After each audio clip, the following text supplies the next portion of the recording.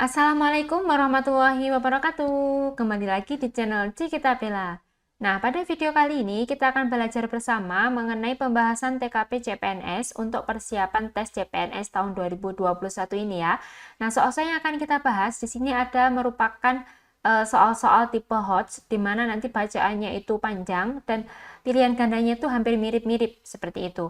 Nah, sebelum kita simak soal-soalnya, jangan lupa teman-teman untuk klik tombol subscribe, tekan tombol loncengnya. Jangan lupa juga like, komen, dan share sebanyak-banyaknya ya. Oke, langsung saja kita bahas soal yang pertama. Nah, biasanya untuk soal-soal TKP HOTS itu bacaannya cukup panjang, kita baca pelan-pelan dan dimengerti bagaimana isinya, seperti itu ya. Nah, ada tips untuk mengerjakan soal TKP. Yang pertama, teman-teman harus tahu posisi kita di soal itu tuh sebagai apa. Yang kedua, permasalahan yang disajikan pada soal itu apa. Jadi harus kita garis bawahi supaya kita bisa dengan mudah menemukan jawabannya. Nah, kita baca soal yang pertama. Pagi ini, seperti biasanya, Anda selalu sibuk dengan rutinitas di pekerjaan sebagai seorang customer service pada sebuah rumah sakit pemerintah. Oke, kita garis bawahi. Di sini kita sebagai customer service. Ketika Anda sedang asik bekerja, datanglah seorang ibu-ibu tua yang ingin menanyakan prosedur penggunaan BPJS Kesehatan untuk proses rawat inap anaknya yang sedang sakit dan membutuhkan perawatan secepatnya agar sakitnya tidak bertambah parah. Setelah Anda menjelaskan panjang lebar dengan bahasa yang mudah dimengerti secara beberapa kali kepada ibu tersebut, namun ternyata ibu tersebut tampak sangat kebingungan dan mengatakan bahwa dia tidak mengerti sama sekali dengan prosedur yang Anda jelaskan. Nah, bagaimana sikap Anda? Nah, dari sini kita bisa menarik permasalahannya, yaitu ibu tersebut ini tampak kebingungan dan tidak mengerti sama sekali dengan prosedur yang Anda jelaskan. Seperti itu ya. Tadi kita posisinya sebagai customer service, terus permasalahannya ketika Anda menjelaskan ibu tersebut tidak memahaminya. Nah, kita simak pilihannya untuk yang A, menjelaskan secara pelan-pelan dengan bahasa yang mudah dipahami oleh ibunya agar dia tahu maksud dari apa yang Anda jelaskan. Oke, ini masuk akal juga ya. Kita lanjut untuk yang B, menjelaskan dengan sabar sembari mengajak ibu untuk tenang terlebih dahulu agar lebih fokus ketika Anda menjelaskan. Jika masih kebingungan, Anda membantu ibu tersebut untuk proses pengurusannya. Ini kurang tepat karena di sini kita membantu untuk proses pengurusannya. Ini nanti akan menyita waktu kita atau akan menghambat pekerjaan kita di mana kita harus melayani orang lain, seperti itu ya. Jadi yang B ini kurang tepat. Oke, sekarang yang C, menjelaskan secara perlahan tahapan demi tahapan yang harus dilakukan ibu tersebut dengan bahasa yang santun agar sang ibu paham maksud dari apa yang Anda jelaskan. Oke, yang C ini juga bisa. Yang D, meminta sang ibu untuk memanggil salah satu anggota keluarganya agar Anda bisa menjelaskan hal tersebut kepadanya. Oke, ini juga bisa. Yang E, meminta teman Anda yang lebih berpengalaman dalam melayani keluarga pasien yang kebingungan dalam memahami prosedur yang ada. Nah, ini jawabannya kan hampir semuanya masuk akal ya, tapi ada satu jawaban yang mendapat nilai skor paling tinggi. Nah, skor yang paling tinggi ini terdapat pada choice yang D, di mana yang D ini skornya 5.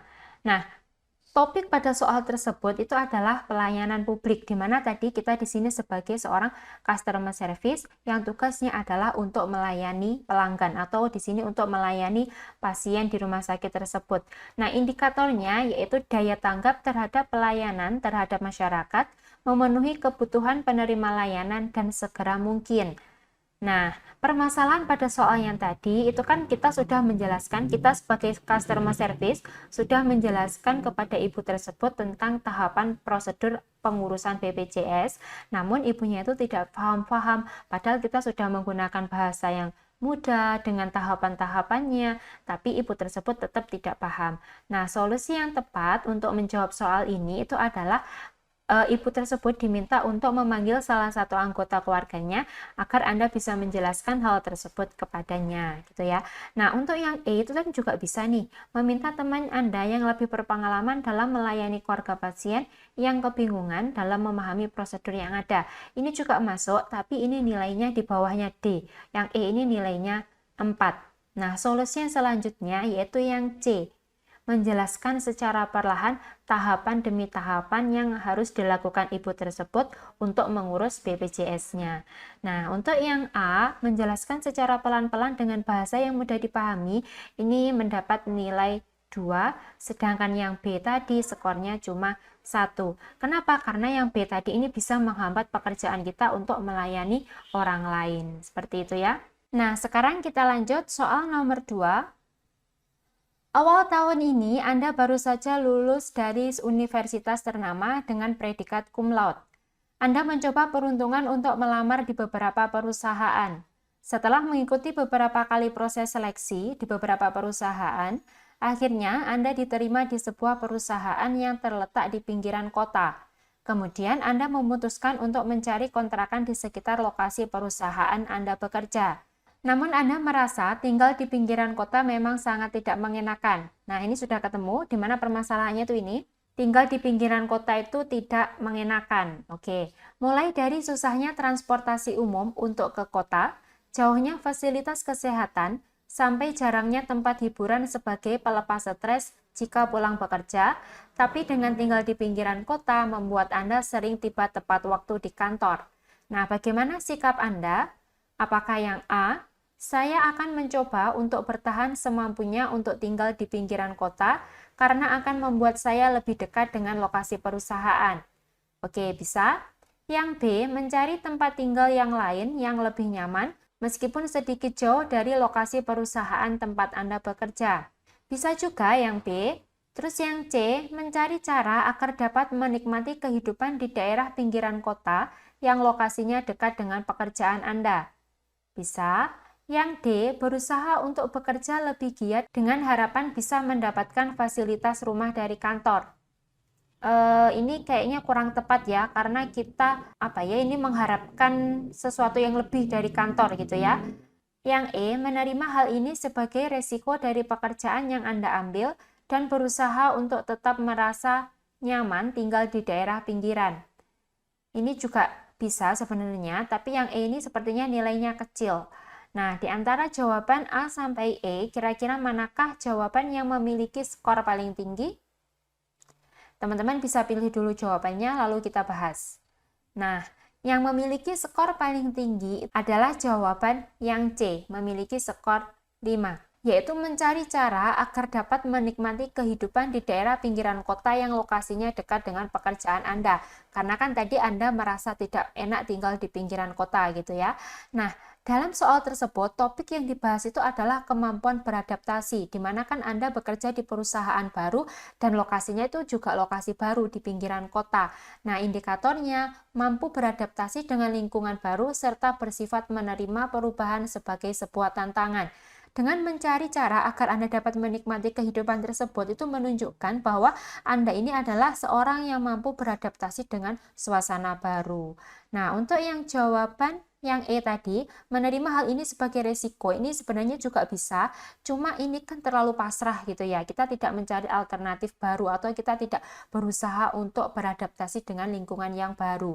Nah, untuk yang E ini skornya adalah 4. Selanjutnya, yang A tadi, saya akan mencoba untuk bertahan semampunya untuk tetap tinggal di pinggiran kota karena akan membuat saya lebih dekat dengan lokasi perusahaan. Ini sebenarnya mirip sama E, lebih ke pasrah gitu ya, tidak mencari alternatif bagaimana saya bisa senang tinggal di kota. Nah, ini yang A ini nilainya 3. Terus untuk yang D, berusaha untuk bekerja lebih giat dengan harapan bisa mendapat fasilitas. Ini tadi skornya rendah, ini hanya mendapat nilai 2. Nah, untuk yang B, mencari tempat tinggal lain yang lebih nyaman meskipun sedikit jauh, ini jelas skornya paling sedikit, karena kan nanti akan menghambat Anda untuk berangkat ke kantor, bisa jadi Anda akan telat gitu ya. Jadi yang B ini skornya 1. Nah, kita lanjut soal nomor 3. Semenjak musim kemarau melanda negeri ini, terutama di daerah tempat tinggal Anda, membuat masyarakat di sekitar harus berhemat dengan penggunaan air untuk kebutuhan rumah tangga dan keperluan sehari-hari lainnya. Satu-satunya sumber air yaitu berasal dari PDAM yang mengalir di setiap rumah warga. Namun akhir-akhir ini aliran air tersebut sering mati. Oke, ini permasalahannya airnya sering mati. terutama pada pagi hari di mana semua orang membutuhkannya untuk berbagai aktivitas, mulai dari memasak sampai dengan untuk kebutuhan mandi sebelum menjalankan aktivitas. Oke, berarti permasalahannya tadi airnya sering mati, terutama pada saat pagi hari. Nah, sudah ketemu ya permasalahannya. Terus hal apa yang akan Anda lakukan? Oke, kita cermati option dari A sampai E. Untuk yang A, mengajukan protes kepada pihak penyedia jasa air, yaitu PDAM, agar pada saat pagi hari aliran air tidak mati karena ini merupakan hak warga. Oke, ini bisa, tapi ini sepertinya rendah ya, karena mengajukan protes kepada pihak PDAM itu kan nanti tindak lanjutnya cukup lama gitu ya. Untuk yang B, santai saja, saya bisa meminta air untuk kebutuhan memasak dan mandi kepada tetangga. Ya nggak bisa, tadi kan sama-sama mati airnya. Jadi option yang B ini jelas bukan skor yang paling tinggi ya. Oke, untuk yang C, menggunakan air seadanya untuk memasak dan kebutuhan mandi sebelum berangkat ke kantor agar tidak terlambat. Ini juga bisa, tapi kalau misalkan airnya habis gimana? Belum ada solusinya ya. Jadi yang C ini juga cukup rendah nanti nilainya sepertinya. Untuk yang D, meminta suami atau istri untuk membeli air galon setiap harinya untuk kebutuhan memasak dan mandi anggota keluarga. Oke, ini bisa juga, solutif juga ya ini. Untuk yang E, menampung air di malam hari sebagai cadangan untuk kebutuhan di pagi hari. Nah, kira-kira dari jawaban A, D, sama E, manakah yang paling tepat untuk menyelesaikan permasalahan soal nomor 3? Nah, pilihan yang mendapat skor paling tinggi itu adalah yang E, dengan menampung air di malam hari sebagai cadangan untuk kebutuhan di pagi hari. Nah, indikator atau topik pada soal tersebut itu tentang kreativitas dan inovasi. Indikatornya mampu berpikiran kreatif dan imajinatif untuk menyelesaikan dan mencari solusi setiap permasalahan. Nah, tadi permasalahannya itu airnya itu sering mati, tapi pada waktu pagi hari saja. Berarti kalau siang, sore, dan malam kan airnya tidak sering mati tuh. Berarti kita bisa mencari solusi atau mencari alternatif dengan cara menimbun atau menampung air pada malam hari untuk digunakan keesokan paginya. Nah, itulah cara yang paling bisa kita lakukan sesegera mungkin gitu ya. Nah, untuk yang option D, meminta suami atau istri untuk membeli air galon setiap harinya. Ini sebenarnya juga bisa, tapi dia kurang solutif karena akan menambah biaya pengeluaran gitu ya. Jadi yang pilihan D ini mendapat skor 4. Oke, selanjutnya yang A tadi mengajukan protes itu kan sebenarnya juga bisa, tapi nanti tindak lanjutnya kan lama, sedangkan Anda itu membutuhkan waktunya kan setiap hari. Berarti yang A ini kurang solutif, dia mendapat skor 3. Nah, untuk yang C menggunakan air seadanya tadi, ya kalau airnya itu cukup, kalau tidak cukup solusinya gimana gitu ya. Jadi yang C ini kan kurang solutif, dia mendapat skor 2. Sedangkan yang B ini jelas skornya paling rendah karena kan santai saja.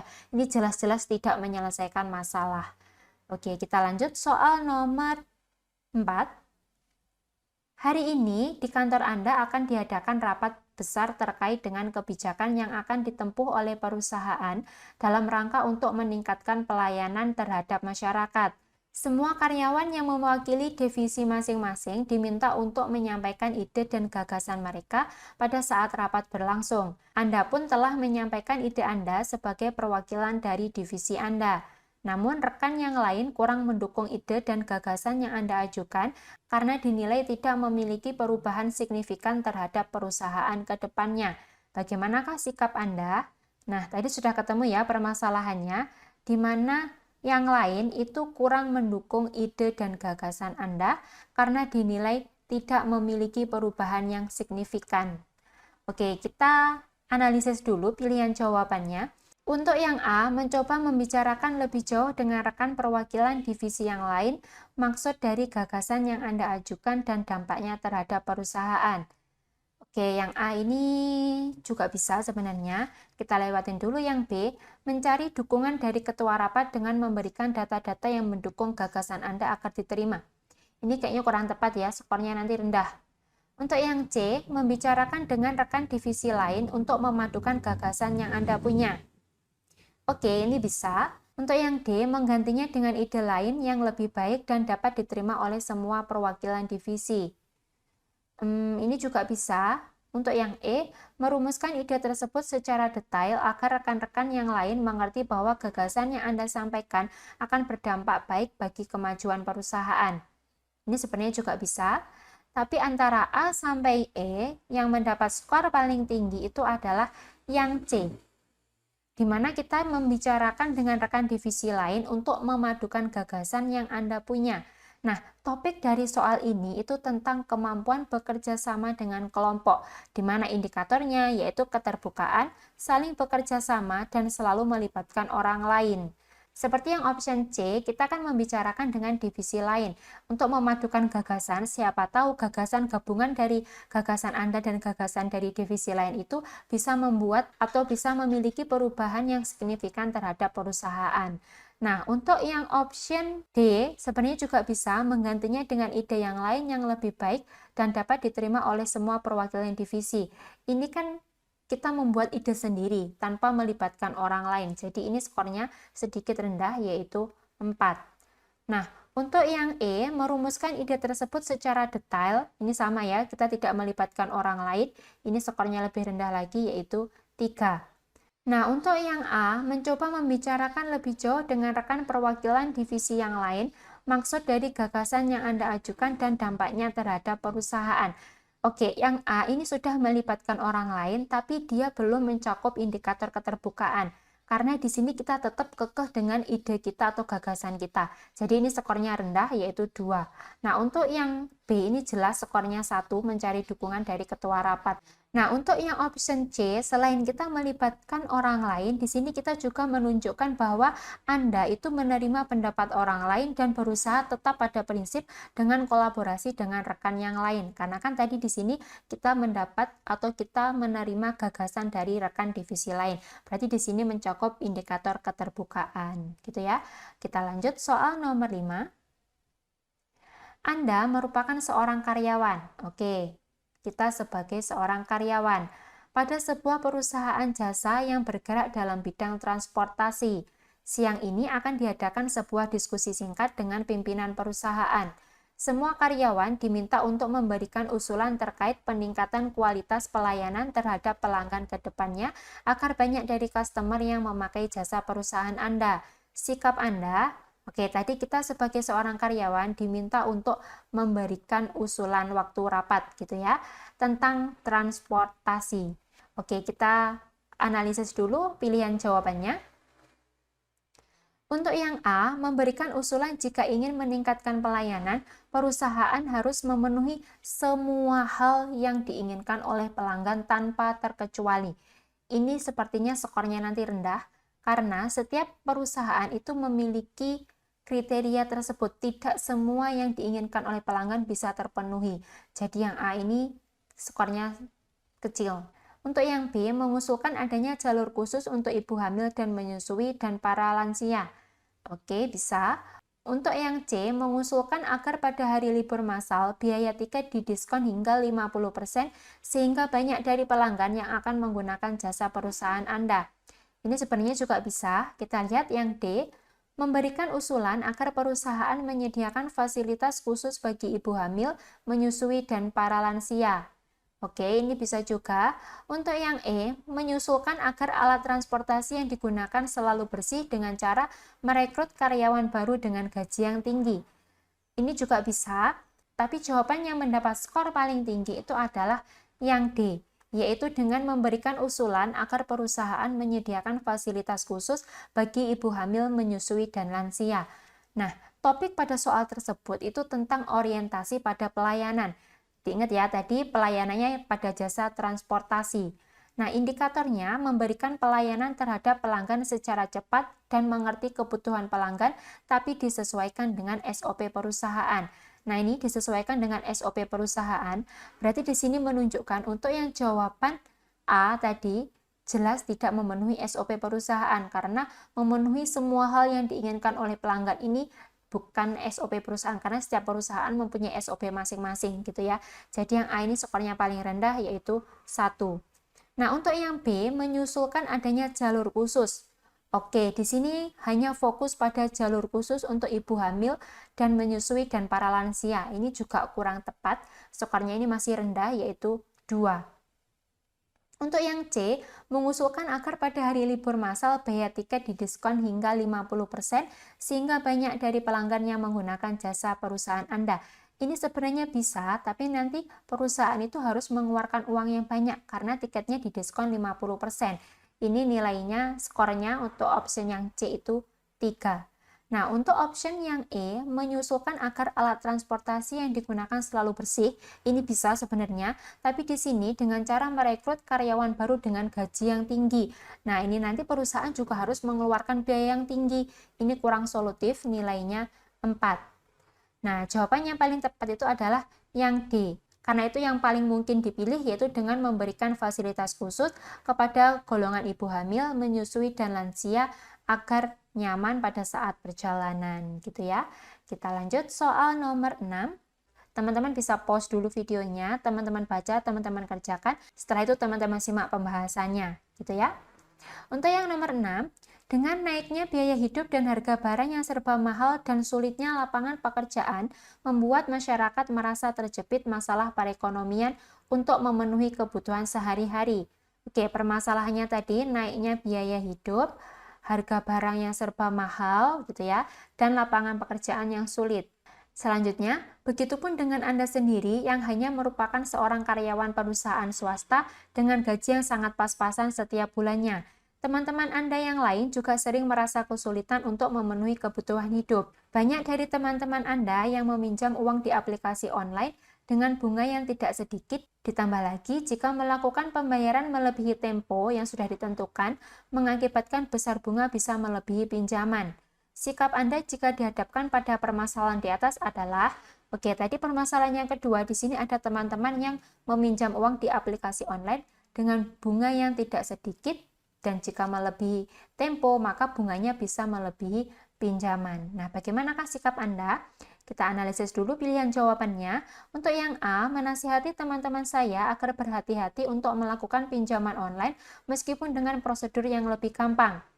Ini mendapat skor yang paling rendah ya sepertinya, karena di sini hanya menasihati, tidak memberikan solusi pada teman-teman Anda yang membutuhkan uang. Ini bukan yang paling tinggi skornya. Untuk yang B, tidak ingin melakukan hal yang sama bahkan dalam kondisi terdesak sekalipun.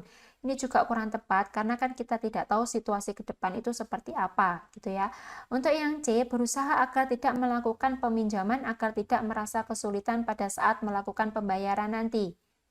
Oke, bisa ini kita simpan dulu. Untuk yang D, mencari tahu detail tentang perusahaan yang memberikan pinjaman jika suatu saat terpaksa harus melakukan peminjaman. Ini juga bisa. Untuk yang E, mencari tahu sejarah perusahaan dan menasihati teman-teman yang lain agar berhati-hati.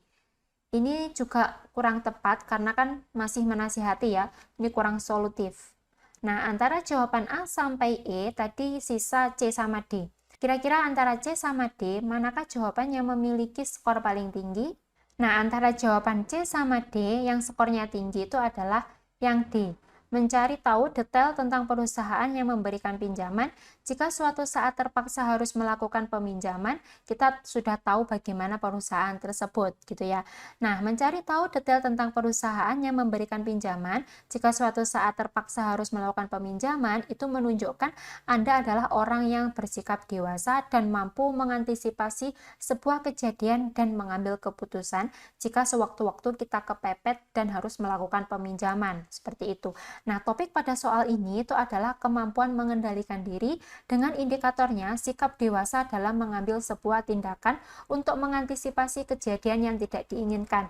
Jadi jawaban yang paling tepat itu adalah yang D, tadi sudah bisa mengantisipasi kejadian yang tidak diinginkan di masa mendatang gitu ya.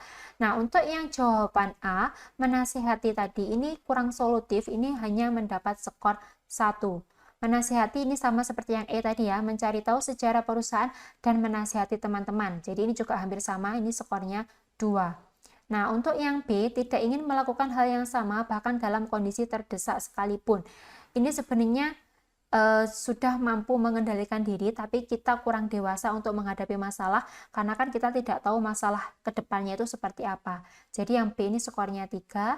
Untuk yang C, berusaha agar tidak melakukan peminjaman agar tidak merasa kesulitan. Ini juga bisa, ini kemampuan mengendalikan dirinya baik, sikap dewasanya juga lumayan. Jadi yang C ini skornya adalah 4. Oke, sekarang kita lanjut soal nomor 7. Di kantor, saya terkenal sebagai karyawan yang sering memberikan bantuan terhadap sesama rekan kerja dalam berbagai permasalahan yang mereka hadapi. Oke, di sini permasalahannya sering memberikan bantuan terhadap sesama teman, gitu ya. Biasanya, hal apa yang akan Anda lakukan saat rekan kerja Anda membutuhkan bantuan Anda? Sebelum kita memberikan bantuan, apa yang harus kita lakukan, gitu ya. Apakah yang A, saya akan langsung memberi bantuan sesuai dengan kemampuan saya, dengan begitu dapat meringankan beban mereka. Oke, yang A ini bisa. Untuk yang B, saya akan membantu mereka, akan tetapi biasanya saya akan selesaikan dulu permasalahan saya, baru setelah itu membantu dengan ikhlas.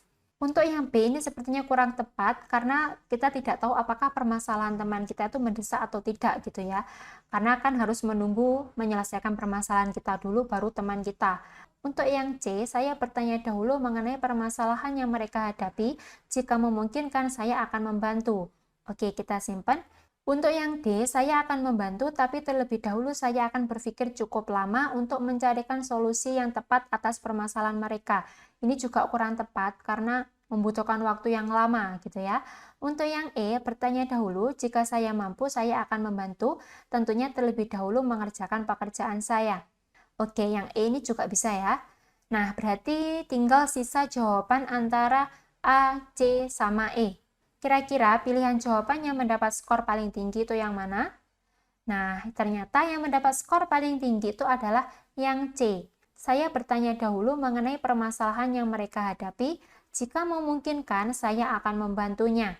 Oke, ini akan sesuai dengan topik pada permasalahan tersebut, di mana topiknya itu adalah orientasi kepada orang lain, di mana indikatornya kepedulian terhadap orang lain membantu sesuai kapasitas dan kemampuan. Nah, untuk yang option C, itu kan kita bertanya dahulu mengenai permasalahan yang dihadapi oleh teman kita.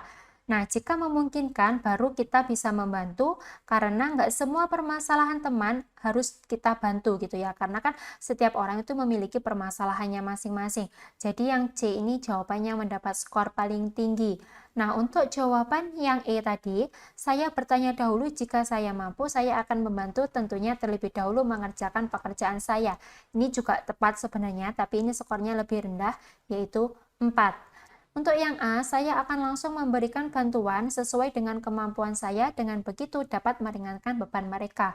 Ini juga bisa, tapi kan kita tidak tahu permasalahan teman kita itu apa. Jadi ini skornya 3. Nah, untuk yang B, saya akan membantu mereka, akan tetapi biasanya saya akan selesaikan dulu permasalahan saya. Ini kurang tepat, ini skornya 2. Sedangkan yang D ini, tadi kan kita berpikir cukup lama, ini paling rendah skornya 1. Oke, kita lanjut soal yang terakhir, nomor 8. Pagi ini Anda meminta bawahan Anda untuk melakukan tinjauan ke lokasi proyek yang kebetulan di bawah tanggung jawab Anda. Teman-teman harus ingat posisi kita pada soal ini tuh adalah sebagai atasan gitu ya. Selanjutnya, namun lagi-lagi bawahan Anda tersebut mengingkari janjinya. Oke, ini permasalahannya. Mengingkari janjinya untuk melakukan tinjauan ke lokasi dengan berbagai alasan yang Anda rasa kurang masuk akal. Sedangkan ini merupakan pekerjaan yang sangat penting demi menjaga nama baik perusahaan dan kepercayaan pemakai jasa perusahaan. Sikap Anda adalah, oke, kita analisis dulu pilihan jawabannya. Untuk yang A, tidak lagi memberinya maaf karena ini sudah keterlaluan, tidak mengindahkan perintah Anda padahal itu adalah pekerjaan yang sangat penting. Oke, kita simpan dulu yang A. Untuk yang B, berhenti mempercayainya sejak kejadian pertama hingga selanjutnya. Ini kurang tepat, harusnya kita sebagai bawahan itu memberikan nasihat, kurang lebih seperti itu ya. Ini mungkin nanti skornya rendah. Untuk yang C, melaporkan hal ini kepada pemilik perusahaan agar mendapat hukuman agar dia memahami tugasnya untuk masa yang akan datang. Oke, ini juga bisa sebenarnya, karena kan kita sebagai atasan bisa melaporkan ke pihak perusahaan kan.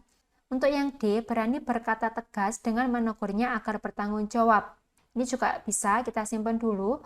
Untuk yang E, tidak cepat percaya dengannya jika diserahkan tugas lagi untuk kedepannya. Ini kurang solutif gitu ya. Untuk yang E ini skornya rendah. Berarti tadi sisa jawaban A, C, sama D. Kira-kira untuk yang A, C, sama D yang mendapat skor paling tinggi itu yang mana? Yang benar itu adalah Yang D.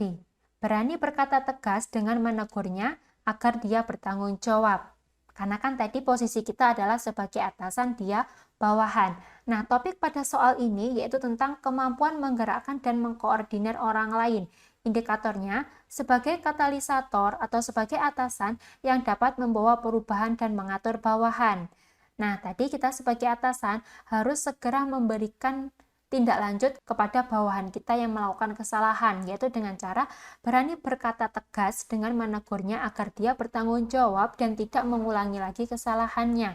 Seperti itu. Nah, untuk jawaban yang C, melaporkan hal ini kepada pemilik perusahaan, ini sebenarnya bisa, tapi ini skornya 4, karena tidak langsung solutif gitu ya, tidak langsung menindaklanjuti, tapi melaporkan dulu ke pihak perusahaan, nanti kan perusahaan akan menindaklanjutinya cukup lama. Jadi tidak langsung tindak lanjut gitu ya. Oke, berarti yang C ini skornya 4. Nah, untuk yang A tadi, tidak lagi memberinya maaf, ini skornya 3, karena kita sebagai atasan itu harusnya menasehati agar dia tidak mengulanginya. Kalau kita tidak memberinya maaf, ya dia tidak akan tahu apa yang harus dia kerjakan ke depannya, seperti itu ya. Untuk yang B, berhenti mempercayainya sejak kejadian pertama, ini juga kurang solutif, ini nilainya 2. Sedangkan untuk yang E, tidak cepat percaya dengannya, ini skornya 1. Gitu ya. Nah, itulah tadi pembahasan beberapa soal TKP HOTS untuk persiapan tes SKD CPNS tahun 2021. Nah, semoga video ini dapat membantu teman-teman untuk belajar. Semoga kita semua nanti keterima menjadi ASN. Semoga kita semua nanti lancar untuk tes SKD-nya. Nah, sekian video kali ini. Wassalamualaikum warahmatullahi wabarakatuh.